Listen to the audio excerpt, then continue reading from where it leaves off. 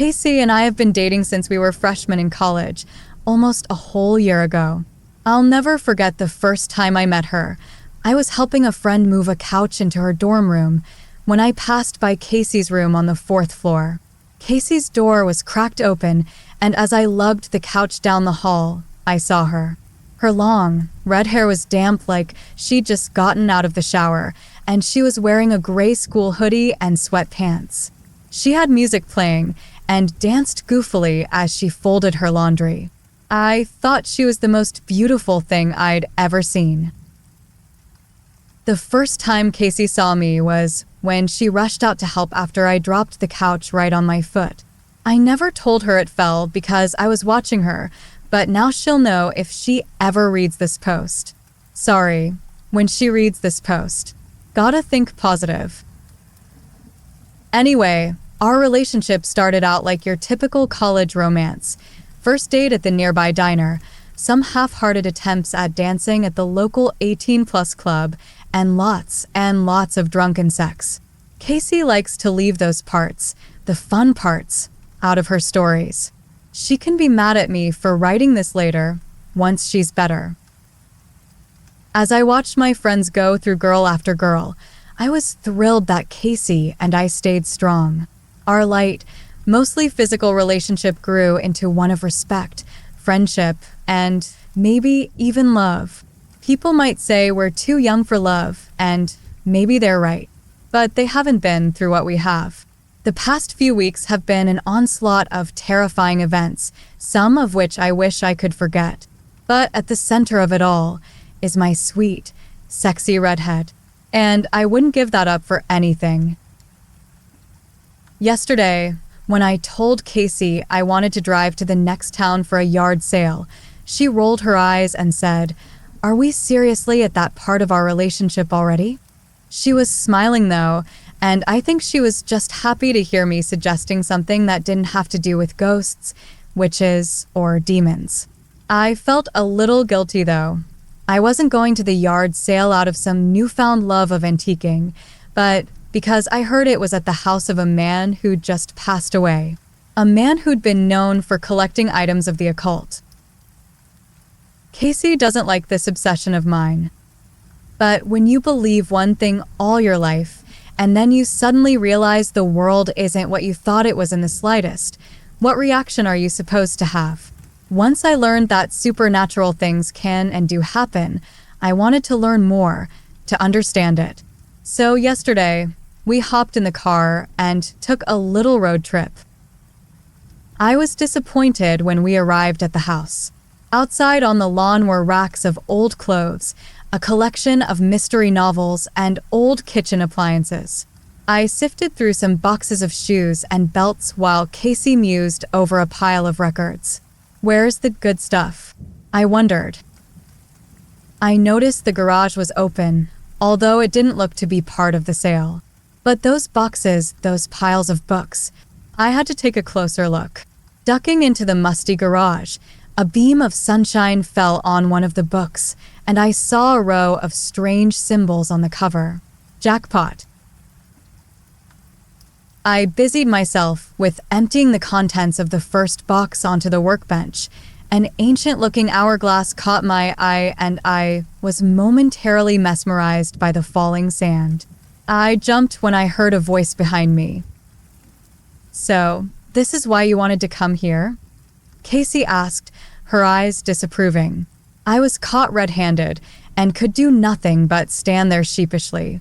She was silent for a minute before crossing the garage, her arms folded across her chest. Her eyes softened as she looked at me. "If it meant that much for you to come here, you shouldn't have to hide it." "I'm sorry, Case." She ran her fingers over the books lying on the counter and sighed. "So, what are we looking at?" We pored over the books and objects for a long while, wondering what fantastical history lay behind each item. So engrossed we were that I didn't notice we weren't alone until the garage door creaked behind us.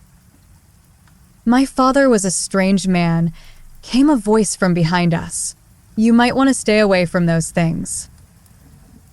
I spun, coming face to face with a man, silhouetted by the daylight behind him. He looked to be in his late 40s, with graying hair and a slight paunch. Casey clutched the book she was holding to her and stammered, I'm sorry, we're sorry. We thought this was part of the yard sale. We shouldn't be come back here. The man shook his head. It doesn't matter. Dad passed away this past weekend. I never believed in the kinds of things he would talk about, but this stuff gives me the creeps. I was going to throw it all out, but if you really wanted something, well, it's at your own risk. I waited for him to say more, but the man seemed to be finished. He began tidying things up on the other side of the garage, leaving Casey and me in awkward silence. I started to say we should just leave, but Casey shushed me. She was intrigued by the book she was holding and wanted to look into it further. It was old, leather-bound, and incredibly dusty. Just take it with you, he said A tinkling, soprano voice rang out, with just a hint of a southern accent, as a small woman ducked her way into the garage. It sure was getting crowded in here. She straightened up, looked at me, and smiled. Is this your house? She asked brightly. She had a short, blonde pixie cut and large, gold hoop earrings. I guessed that she was in her early 30s. I shook my head and pointed at the man. Casey glanced up briefly before going back to her book.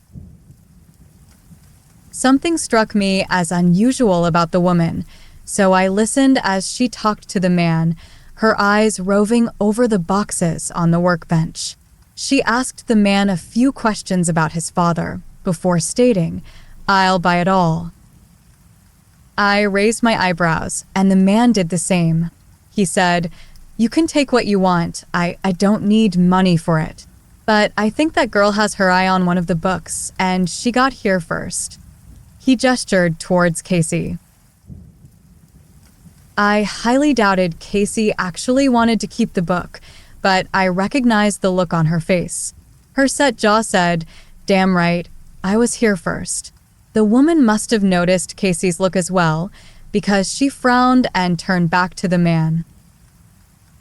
$1,000, and I'm taking that book as well. The man's jaw dropped, and he nodded dumbly.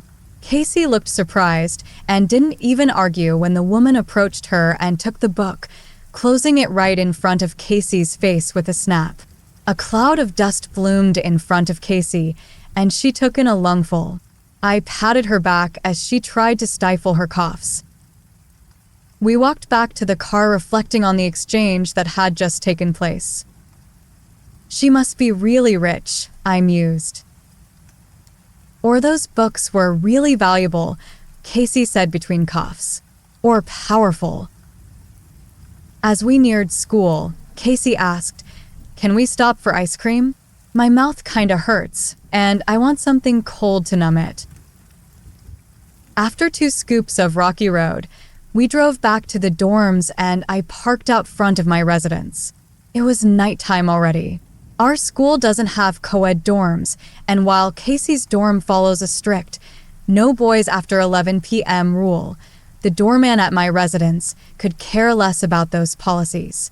Casey slipped her arm through mine and followed me inside. How's your mouth feel? I asked. Better. Still kinda numb from the ice cream, so it doesn't hurt too much. She pouted, and I gave her a quick kiss. Once in my room, I stepped into the bathroom to brush my teeth. When I came back out, Casey was standing at the foot of my bed, wearing nothing but a bra and underwear. I grinned and walked closer, wrapping my arms around her. I buried my face in her hair. You smell so good. I sighed, and as I pulled my head back, she stood up on her tiptoes and kissed me, hard. I wickedly pushed her down on the bed, pinning her down, and she pulled me even closer. My hands wound in her hair, her back arched, my tongue slid inside her mouth. What was that? I leapt back, kneeling on the bed next to Casey. She sat up, confused. What? I wasn't sure how to describe what I'd felt. Your mouth. Casey looked worried and ran into the bathroom. After a minute, I heard her gasp. I entered the tiny room and saw Casey standing in front of the mirror, mouth wide open in the fluorescent lights. What I saw shocked me. Just behind Casey's teeth was another, smaller, set of perfectly formed teeth. Casey stared fearfully at me for several minutes before I could speak. Maybe it's your wisdom teeth. Maybe they grew in wrong, I said, knowing full well that wasn't the case. Casey turned and looked back into the mirror. Her frightened eyes stared back. I awkwardly put my arm around her shoulder. It was late, and I was an extremely unhelpful combination of tired and horny. This had to wait till morning. Come on, let's get some sleep and we'll go see a dentist first thing tomorrow, I said as I ushered my girlfriend back to bed. I nervously ran my tongue across the roof of my mouth. Smooth. That didn't help the knots in my stomach or the frantic pounding of my heart. I'm not sure how Casey fell asleep so quickly, but she did. I lay awake, wondering about this bizarre turn of events. We don't need a dentist, I thought. This is not natural. We would need someone who knew about the paranormal, an expert. Too bad that guy we met today didn't follow in his father's footsteps. But what about that woman? It was as I lay in bed, wondering who we could turn to, that I first heard the sounds. I thought I could hear a baby crying in the distance until I realized the noise was much, much closer. Though she was sound asleep, coming out of Casey's mouth was the tiny voice of a small child. It cried through the night as I lay horrified, just inches away. I didn't tell Casey what I'd heard the next morning, so as not to worry her even more. When she opened her mouth to say good morning, it was her own voice that came out, not the baby's cries from the night before. I did still see the extra teeth in her mouth, which sent chills down my spine. A dentist can't help us, I said. We need to find someone who knows about these things. I was thinking about looking for that woman from the yard sale. Casey agreed, and we decided the best course of action was to go back to that house. Maybe the woman had paid the man with a check or something, and he could tell us her address. Casey was silent as we drove, staring out the window. When we pulled up out front, it seemed that luck was on our side. The blonde woman was at the house, loading boxes from the garage into a pickup truck. "Hey," I called as I hopped out of the car and jogged towards her. Her eyes narrowed as she recognized me. I bought all of this, fair and square. It's non-negotiable. I shook my head. No, I need your help. There's something wrong with my girlfriend, and I think you must know something about this. By this point, Casey had made her way across the lawn and stood by my side. The blonde woman looked her up and down and said, "She looks fine to me." Casey opened her mouth wide. The woman sucked in her breath and peered at the extra teeth in my girlfriend's mouth. Well, I certainly haven't seen that before. My heart sank. She can't help us. But the woman continued, "How long has it been like that?" "Since last night," Casey answered, but her voice now sounded raspy and distant. She cleared her throat and said, "But it started hurting earlier than that, just after we left here." She cleared her throat again, and I grew concerned. It sounded as if her voice was fading. "And you were fine before coming here?" the woman asked. Casey nodded. "I want you to show me everything you touched in this garage and in the boxes on my truck. There's dangerous stuff here. You kids shouldn't be messed with it." Casey opened her mouth to respond, but what came out wasn't her voice. Adrenaline surged through my body as I recognized the sounds from last night, the high, clear voice of a young child. Only it wasn't crying this time. I thought I could make out words. Casey clapped her hands over her mouth in fright, cutting off the voice. The woman stepped back, her eyes wide. I thought she would take off, but after a second she told Casey to go wait by her truck. Then she turned to me and said, "Help me load the rest of this into my truck. I'm taking you two back with me." In no time, the three of us were barreling down the highway. I pulled Casey close to me. She was shaking and kept her mouth clamped shut. "It'll be okay," I whispered. We pulled into an apartment complex. It looked pretty upper class. A doorman came out to help unload the boxes. The blonde woman told him severely, "Take these up to the 11th floor and don't touch what's inside." She then led Casey and me to the elevators, used a key, and hit number 11. It was one of those apartments where the elevator opened right up into the room. The doors opened, and I marveled briefly at the huge, loft-style living room before remembering why we were there.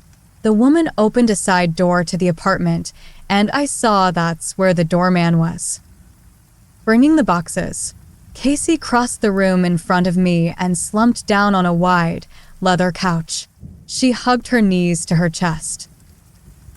I hated the look on her face. It was tired and distant, like she'd given up. I sat down on the armchair opposite her and gave her an encouraging smile. Casey looked at me and opened her mouth, as if to tell me something. But the second her lips parted, out poured a babble of sound. It was the voice again, and this time I was sure it was saying words, but not in a language I was familiar with. Casey didn't look scared. Her eyes were vacant and staring. She didn't even blink. The voice kept speaking, fast. I noticed something else as Casey opened her mouth, and my blood ran cold. I leapt out of the armchair in shock. In the back of Casey's throat, behind her teeth and the second set of teeth, were those teeth larger now? I saw a small tongue, laying just on top of her actual tongue. It moved as the voice babbled on. It looked like a whole separate mouth had grown inside of Casey's, and now it was doing the talking. I felt sick. By this point, the woman had come back into the living room. She looked at Casey, looked at me, and said, "Leave her there. We have work to do." Well, guys, I'm pretty much caught up to the present now. The woman, who finally introduced herself as Pepper, odd name, I wonder if she didn't want to give me her real name, grilled me for information, and now has been making phone calls for the past half hour. Casey hasn't left the couch. She's been talking nonstop this whole time, in that terrifying voice. Pepper let me use her computer, which is where I'm typing from now. What's strange is that there are a bunch of encrypted files on the desktop. There was also a stack of official-looking paperwork on her desk, but she moved that before I got a good look. I really wonder who this woman is and what she knows. But all that matters now is if she can help Casey. I was sitting on the edge of the bathtub in Pepper's apartment, nervously twisting a corner of the shower curtain in my hands. Casey was still in the living room, her eyes staring blankly ahead as that high, horrible voice poured out of her mouth. It had been well over an hour since we'd arrived, and the mouth chattered on without pause in some language I couldn't understand. I wanted to be there for my girlfriend, to hold her hand and say everything would be okay, but I was scared. I hid out in the bathroom while Pepper made phone calls. It was the only room where I couldn't hear Casey. Barely, though. I reached over and opened the medicine cabinet. Rude, I know, but societal manners were the last thing on my mind at the moment. I needed distractions. There were various pill bottles and half-empty tubes of toothpaste, but one bottle caught my eye. It looked like it could be some sort of clear lotion, but the label only showed a list of chemicals. I picked it up. It's a high-sodium gelling agent, came a voice from behind me. Pepper was leaning against the doorframe. It works better than a salt circle because it's harder to disturb a gel. Plus, we threw in some extra compounds so it's more versatile. You made this. The company I work for made it, Pepper replied. Interesting, I thought. Now we're getting somewhere. And this one? I held up a second bottle. It had an aerosol cap. You spray the air around you. If the mist stays clear, you're safe. If it darkens or turns a certain color, well, that's another story. I was fascinated and picked up the next bottle on the shelf. What about this? Pepper laughed. That's hairspray. I set the bottles down as she motioned for me to follow her back into the living room. I tried to tune out the monotonous chant coming from the couch in the center of the room. I couldn't stand to look at Casey, and it killed me that I couldn't be stronger, braver. Pepper led me to a table, and on it was a book. I recognized it. It was the dusty, leather-bound book that Casey was browsing at the yard sale. You told me you handled everything Casey touched back in that garage, except for this book. So I think it's safe to start here. Safe. Yeah, right. As if reading my mind, Pepper handed me a pair of rubber gloves and a surgical mask and grabbed the same for herself. The gloves fit tightly over my clammy, shaky hands. Pepper delicately opened to the first page of the book. We peered closely at the page, shoulder to shoulder. It looked like a handwritten journal, but it wasn't in English. I let out a sigh and leaned back. This would get us nowhere. But then Pepper began to speak. This is the tale of our village and how it came to an end. I'm paraphrasing, by the way. It would take me forever to come up with an exact translation, Pepper explained. Her reading was slow and halting as she worked out the meaning of the text. It was the coldest winter in years, and food was scarce.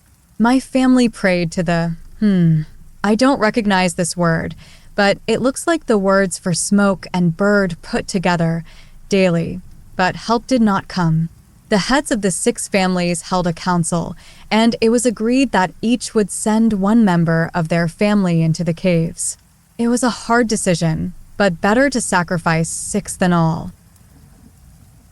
My oldest son was strong and willful, and I could not choose him.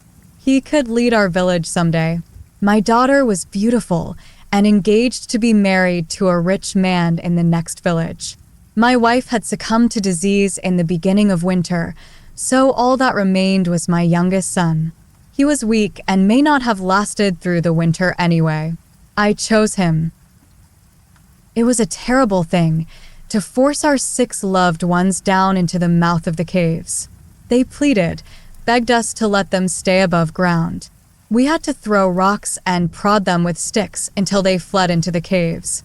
We waited until nightfall to be sure they did not return. I sucked in an uneasy breath. This was messed up, but what did it have to do with Casey? Pepper continued. The next day and each day following was no different. Food was still running out, and more of the villagers were getting sick. We couldn't understand why our sacrifice was ignored. Then, 12 days later, a villager spotted a lone figure wandering towards town at dusk. As it grew closer, I recognized it as my youngest son. He was thin and dirty, his clothes ragged. I threw myself at his feet and cursed him for betraying us. I did not know how he made it out of the caves, but I knew that because he did, more would die of hunger. As I knelt there, on the ground in front of him, my son looked at me with cold eyes and spoke the words. What words? I asked, as Pepper had stopped translating and read silently on. She looked back and forth between the book and Casey, as if something had just clicked. Then she looked back at me. Oh, sorry. I think I might know. Well, hang on. Let's finish this journal. She cleared her throat. As soon as the words left his mouth, I heard, no, felt a rumbling. The earth was shaking beneath my feet.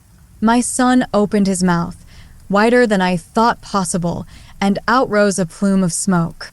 I turned and ran, as fast as my feet could go, and until I could run no further. When dawn finally came, I made my way back to the village. Houses were destroyed, and the bodies of my friends and family lay scattered across the ground. I saw my oldest son and my daughter among them. At the center of town, I found my youngest son. He was sound asleep, surrounded by corpses. I knew there's that word again, bird and smoke, was hiding inside of him, safe from the sun. In daylight, it was my only chance to defeat the evil. I built a large fire around my son, which burned until there was nothing left of the creature or boy, but ash. I wrote this book as a warning to those who might learn those words and speak of them. It will bring you nothing but torment and death. I bury this now in the ashes of the fire where the evil last lived. The rest of the pages were blank, so Pepper gently closed the book. The smallest wisp of dust curled up from the movement, and something triggered my memory. Yesterday in the garage, when you took the book from Casey, she inhaled all that dust by mistake. No, not dust. It was the ashes from the fire. I exclaimed as the realization hit me. That could be what started all this. Pepper looked guilty. Yes, I think that's exactly what happened. I'm truly sorry. I feel like it was my fault. I shook my head, slowly. No, it's mine. I dragged her out there. I should have learned by now. Pepper cocked her head, looking concerned. By now. Do you mean this isn't the first time something like this has happened? It's a long story, I said, dismissing her questioning gaze. I finally forced myself to look over at Casey. The guilt I felt was overwhelming. Why did I make her come to that yard sale with me? Why did I go at all? I'd been treating this supernatural stuff like it was a game, and now I'd finally learned my lesson. But at what cost? Casey was still on the couch, staring straight ahead with cold, dead eyes. The second mouth, inside her own, rambled on in a steady, fluid stream of words. Another thought popped into my head. But the book doesn't talk about this, I said, gesturing towards Casey. It doesn't say anything about growing extra teeth or a tongue. It just said that the kids spoke a few words and some smoke thing appeared. Pepper snapped her fingers and said, I think I know what's going on.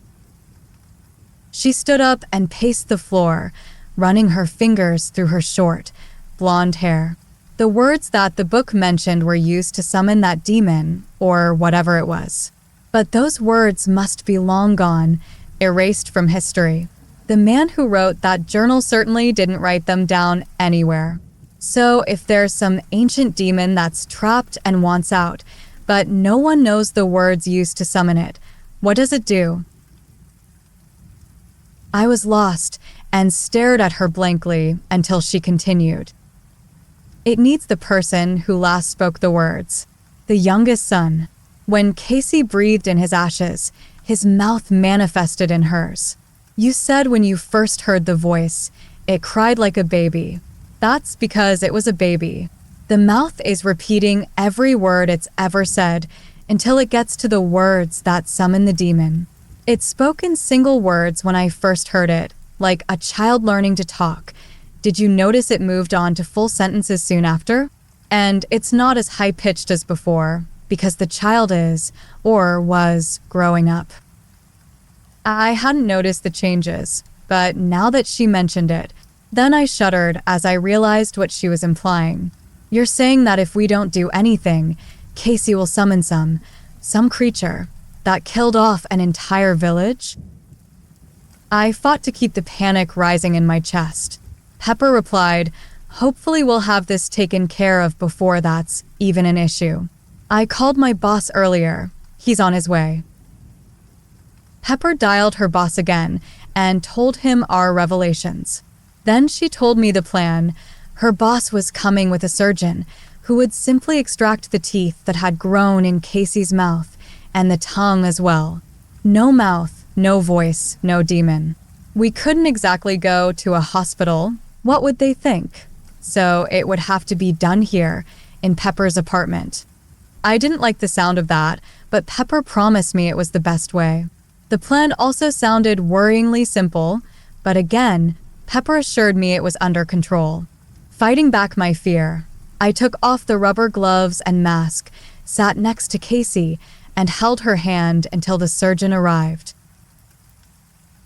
Night had fallen by the time the intercom buzzed. Pepper greeted them at the elevator door, and I glanced up at the two newcomers. One man was older, with graying hair and wire-rimmed glasses. The second man lingered back by the door, talking with Pepper. He looked young, maybe in his mid to late 20s, and wore a crisp black suit. The older gentleman approached the couch. He looked kind and gazed sympathetically at Casey before turning to me. "You must be Ryan," he said, extending a hand. "Are you Pepper's boss?" I asked as I shook his hand. "That would be me." The younger man sauntered over, his eyes locked on Casey. "The name's Calvin. This is my colleague, Dr. Levine." I was surprised and a bit wary of someone so young being in charge, especially when it came to my girlfriend's safety. I noticed he didn't take his eyes off of Casey as he spoke. He continued, speaking rapidly, "We have a lot of preparations to make, and fast. Ryan, I need you clear the furniture out of the area and set up the kitchen table in the middle of the room. When that's done, have Casey lie flat on top of it, face up. Pepper, Doc, come with me." They snapped to attention and followed Calvin into the next room. I was left alone with Casey, who continued her possessed chatter.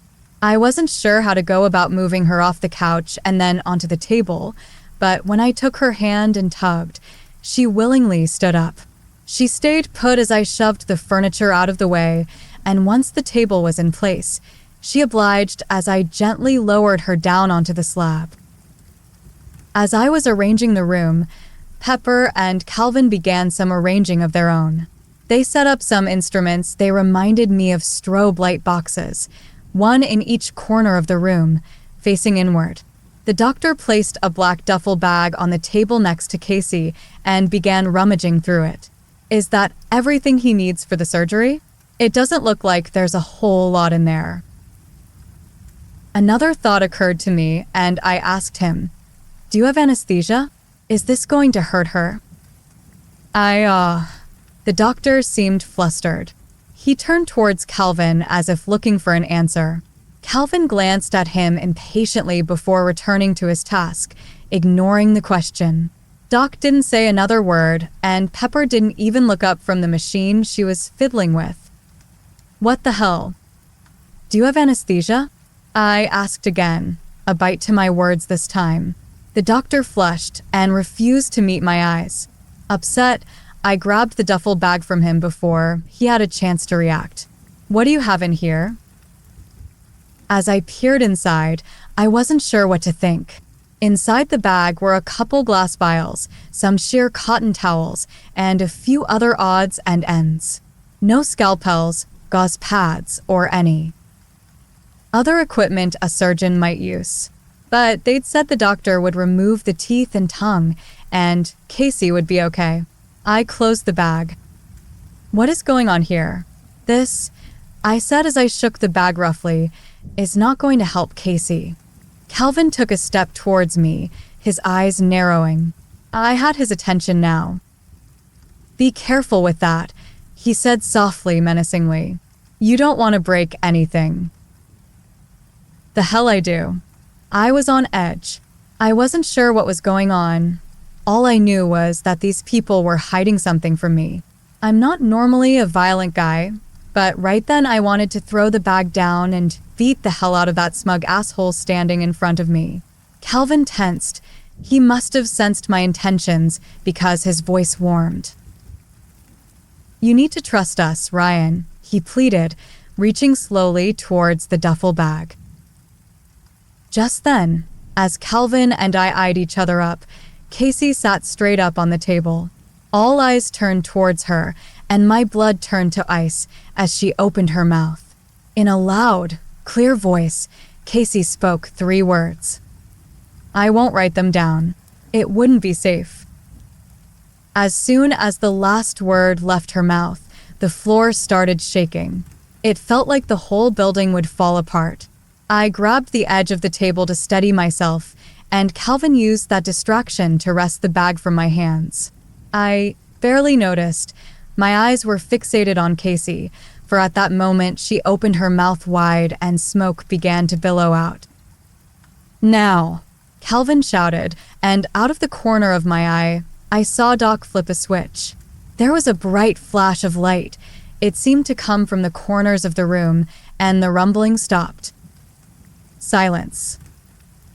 I blinked, willing the spots of light to vanish from my vision. There was a high-pitched ringing in my ears. As the blindness cleared, I saw Pepper reach into the duffel bag and extract 1 cloth and a glass vial. In the center of the room, Casey had slumped back down and was now coughing violently over the side of the table.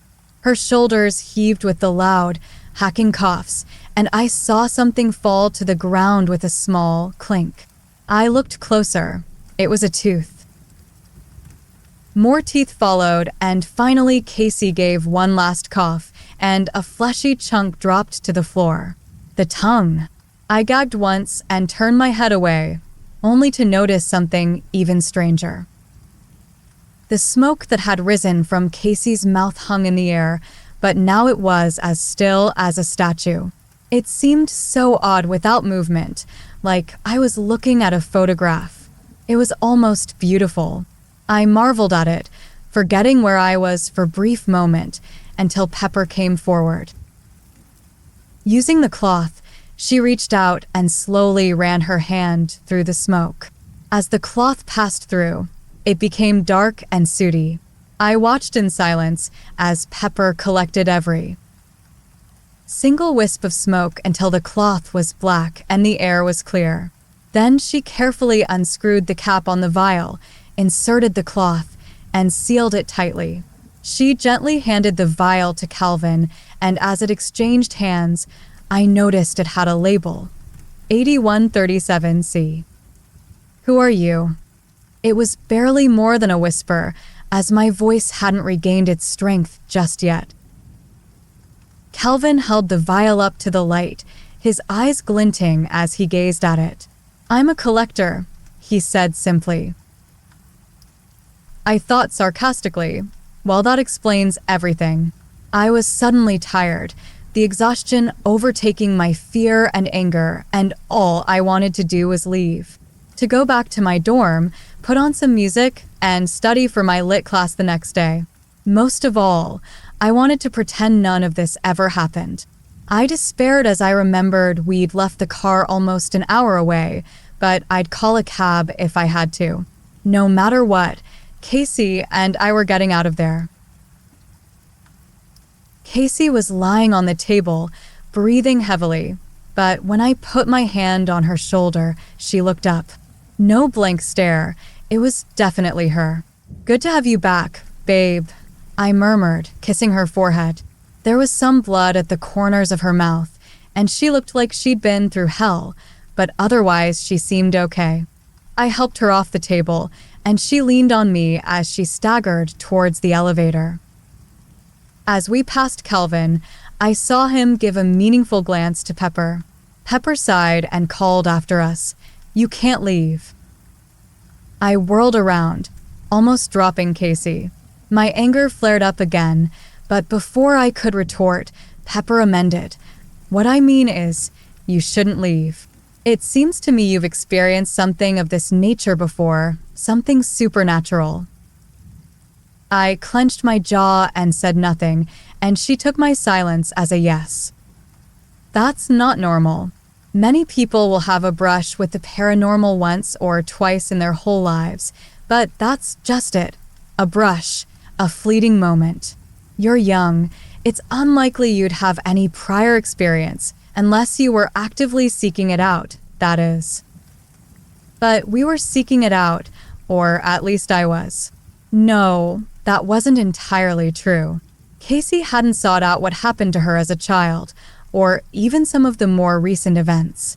I was suddenly hyper-aware of her, clinging to my side, barely able to stand.